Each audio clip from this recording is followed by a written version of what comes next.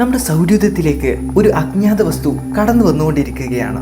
അതെ, ഈ ഒരു വസ്തുവിന് നമ്മൾ 3i/അറ്റ്ലസ് എന്നാണ് പേര് നൽകിയിട്ടുള്ളത്. ഈ കഴിഞ്ഞ ജൂലൈ 1-ാം തീയതിയാണ് ആദ്യമായി ഈ ഒരു വസ്തുവിനെ നമ്മൾ കണ്ടെത്തുന്നത്. ആക്ച്വലി ഈ അറ്റ്ലസ് എന്ന് പറയുന്നത് നമ്മുടെ ഭൂമിക്ക് ഹാംഫുൾ ആയിട്ടുള്ള ആസ്ട്രോയിഡുകളെയും ഒബ്ജക്റ്റുകളെയും നിരീക്ഷിക്കാൻ വേണ്ടിയിട്ട് നമ്മൾ സ്ഥാപിച്ചിട്ടുള്ള ഒരു ടെലസ്കോപ്പാണ്. ഏകദേശം 4ഓളം ടെലസ്കോപ്പുകളാണ് ഭൂമിയുടെ പല ഭാഗത്തായിട്ട് ഇതിനായിട്ട് സ്ഥാപിച്ചിട്ടുള്ളത്.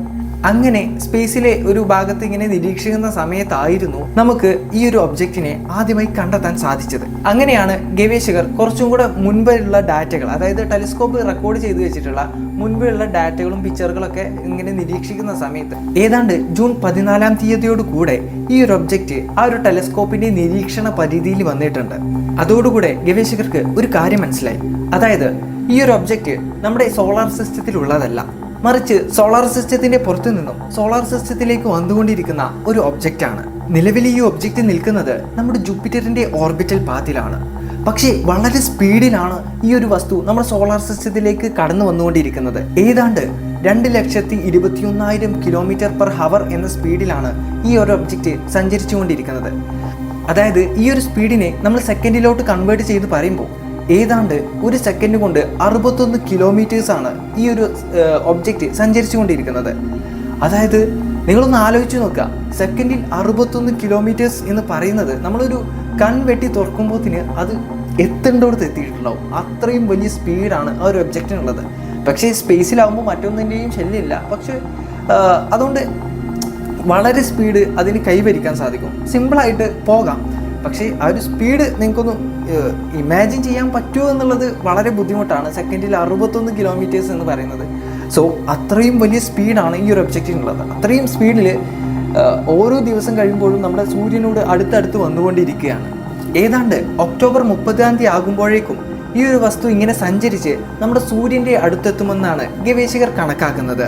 നിലവിൽ ഈ വസ്തു നമ്മുടെ ഭൂമിയിൽ നിന്നും ഒരുപാട് ദൂരെയാണ് നിൽക്കുന്നത്. അതുകൊണ്ട് തന്നെ ഈ ഒരു വസ്തുവിന്റെ വ്യക്തമായ ഫോട്ടോയോ അതുപോലെ തന്നെ കൃത്യമായ വലുപ്പമോ നമുക്ക് ലഭ്യമല്ല. എങ്കിലും ഈ ഒരു വസ്തുവിന് 24 കിലോമീറ്റേഴ്സോളം ഡയാമീറ്റർ ഉണ്ടാകാമെന്നാണ് ഗവേഷകർ കണക്കാക്കുന്നത്. ഏകദേശം സെപ്റ്റംബർ മാസം ആകുമ്പോഴേക്കും ഈ ഒരു വസ്തു നമ്മുടെ ഭൂമിയോട് കൂടുതൽ അടുത്ത് വരും. അപ്പോൾ നമുക്ക് വ്യക്തമായ ഫോട്ടോസും അതുപോലെ തന്നെ കൃത്യമായ വലുപ്പവും ലഭ്യമാകുമെന്നാണ് ഗവേഷകർ പറയുന്നത്.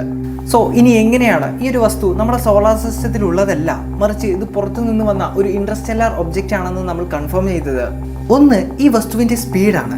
അതായത് ഈ വസ്തു നിലവിൽ നിൽക്കുന്നത് നമ്മുടെ ജൂപ്പിറ്ററിന്റെ ഓർബിറ്റൽ പാത്തിലാണ്. എന്നാൽ ഈ ജൂപ്പിറ്ററിന്റെ ഓർബിറ്റൽ പാത്തിലുള്ള എല്ലാ വസ്തുക്കൾക്കും ഒരു നിശ്ചിത സ്പീഡുണ്ട്. അതായത് സൂര്യനെ വലം വെക്കുന്നതിൽ ഒരു നിശ്ചിത സ്പീഡുണ്ട്. എന്നാൽ ഇതിനേക്കാളും വളരെ സ്പീഡിലാണ് ഈ ഒരു ഒബ്ജക്റ്റ് സഞ്ചരിക്കുന്നത്. എന്നാൽ ഈ ഒരു വസ്തു സോളാർ സിസ്റ്റത്തിൽ ഉള്ളതായിരുന്നെങ്കിൽ അതേ സ്പീഡാണ് അവിടെ മെയിൻറ്റെയിൻ ചെയ്യേണ്ടിയിരുന്നത്. എന്നാൽ അതിനേക്കാളും വലിയൊരു സ്പീഡാണ് ഈ ഒരു വസ്തുവിനുള്ളത്. ഇനി രണ്ടാമത്തത് ഈ ഒരു വസ്തുവിന്റെ സഞ്ചാരപഥമാണ്. അതായത് നമ്മുടെ സൗരയൂഥത്തിലുള്ള എല്ലാ വസ്തുക്കളും ഒന്നുകിൽ ഒരു സർക്കുലർ ആകൃതിയിലോ അല്ലെങ്കിൽ ഒരു എലിപ്റ്റിക്കൽ ഷേപ്പിലോ ആണ് സഞ്ചരിക്കുക. പക്ഷേ ഈ വസ്തുവിനെ നമ്മൾ കൂടുതൽ അനലൈസ് ചെയ്ത സമയത്ത് ഈ ഒരു വസ്തുവിന് ഹൈപ്പർബോളിക് പാത്താണുള്ളത്. അതായത് നിങ്ങളിപ്പോൾ വിഷ്വലിൽ കാണുന്നത് പോലെ സ്ട്രെയിറ്റ് ഒരു നേർരേഖയിലൂടെ വന്ന് സൂര്യന്റെ അടുത്തെത്തുമ്പോൾ ചെറിയൊരു സ്ഥാനമാറ്റം സംഭവിച്ച് മറ്റൊരു നേർരേഖയിലൂടെ സോളാർ സിസ്റ്റത്തിന് പുറത്തേക്ക് പോകുന്ന ഒരു പാത്ത്. സോ ഈ ഒരു പാത്ത് ആയതുകൊണ്ട് തന്നെ നമുക്ക് 100% ഉറപ്പിക്കാം ഇത് സോളാർ സിസ്റ്റത്തിന്റെ പുറത്തു നിന്ന് വന്ന ഒരു വസ്തുവാണെന്ന്. സോ ഇനി ഈ ഒരു വസ്തു നമ്മുടെ ഭൂമിയുമായി കൂട്ടിയിടിക്കാനുള്ള സാധ്യതയുണ്ടോ? സാധ്യത തീരെ ഇല്ല എന്ന് തന്നെ പറയേണ്ടി വരും. കാരണം ഈ ഒരു വസ്തു സഞ്ചരിച്ച് നമ്മുടെ ഭൂമിയുടെ അരികിൽ എത്തുമെങ്കിലും അപ്പോൾ ഈ വസ്തുവും നമ്മുടെ ഭൂമിയും തമ്മിലുള്ള ദൂരം ഏതാണ്ട് 240 മില്യൺ കിലോമീറ്റേഴ്സ് ആയിരിക്കും. അതായത് 240 മില്യൺ കിലോമീറ്റേഴ്സ് എന്ന് പറയുന്നത് നമ്മുടെ ഭൂമിയിൽ നിന്നും സൂര്യനിലേക്കുള്ള ദൂരത്തേക്കാൾ കൂടുതലാണ്. സോ അത്രയും ദൂരത്തിലൂടെ ഭൂമിയുടെ അടുത്തൂടെ കടന്നു പോകുമ്പോൾ ഭൂമിക്ക് യാതൊരു തരത്തിലുള്ള പ്രശ്നമുണ്ടാകാനുള്ള സാധ്യതയും ഇല്ല എന്ന് തന്നെ നമുക്ക് കരുതാം. സോ ഇനി ഞാൻ ഇത്രയും നേരം ഈ ഒരു വസ്തുവിനെ ഇന്റർസ്റ്റെല്ലാർ ഒബ്ജക്റ്റ് അല്ലെങ്കിൽ വസ്തു എന്നൊക്കെയാണ് മെൻഷൻ ചെയ്തത്. ശരിക്കും ഇതെന്താണ്? ആക്ച്വലി നമ്മൾ ഈ വസ്തുവിനെ കൂടുതൽ ക്ലോസ് ആയി നിരീക്ഷിക്കുമ്പോൾ ഈ വസ്തുവിൻ്റെ ചുറ്റുപാടും ഒരുപാട് പൊടിപടലങ്ങളുടെയും ഗ്യാസസിൻ്റെയും അതുപോലെ തന്നെ മേഘങ്ങളുടെയും ഒക്കെ ഒരു പാളിയെ കാണാൻ സാധിക്കും. സാധാരണ ഒരു കോമറ്റിനാണ് ഇത്തരത്തിലുള്ള ഒരു പാളി ചുറ്റുഭാഗത്തും ഉണ്ടാവുക. അതുകൊണ്ട് തന്നെ ഈ ഒരു വസ്തുവിനെ നിലവിൽ കോമറ്റിൻ്റെ ഗണത്തിലാണ് നമ്മൾ പെടുത്തിയിട്ടുള്ളത്. സോ നമ്മൾ വെറും കോമറ്റ് ആയിട്ടല്ല ഇതിനെ കണക്കാക്കുന്നത്, മറിച്ച് ഇന്റർസ്റ്റെല്ലാർ കോമറ്റ് ആയിട്ടാണ് ഇതിനെ കണക്കാക്കുന്നത്.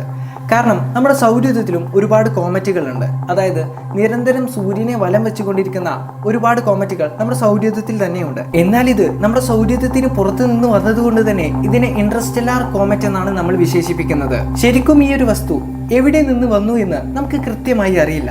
എങ്കിലും നമ്മൾ നിരീക്ഷിക്കുന്ന സമയത്ത് ഇത് സജിറ്റേറിയസ് സ്റ്റാർ കോൺസ്റ്റലേഷന്റെ ഭാഗത്ത് നിന്ന് വരുന്നതായാണ് നമ്മൾ കണ്ടത്. എങ്കിലും അതാകണം അതിന്റെ ഉറവിടമെന്ന് യാതൊരു നിർബന്ധവുമില്ല. നിലവിൽ ഗവേഷകരുടെ നിഗമന പ്രകാരം ഈ ഒരു വസ്തു മറ്റേതെങ്കിലും സ്റ്റാർ സിസ്റ്റത്തിൽ രൂപം കൊണ്ടതാകാം.